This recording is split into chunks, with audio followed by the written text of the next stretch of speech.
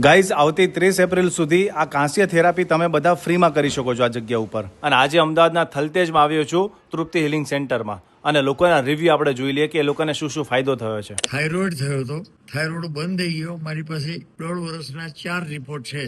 અચ્છા, એમાં 0 થાઇરોઇડ. દરરોજ એવરીડે 1.5 વર્ષથી આવું છું.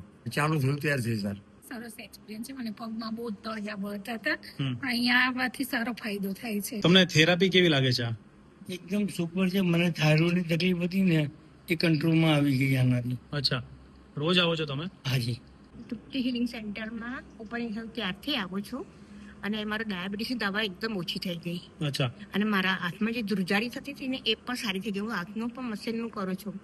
તૃપ્તિ હિલિંગમાં હાથની પણ થેરાપી લઉં છું. હાથની પણ લો છો? હા, વાળ ઉતરતા બંધ થઈ ગયા.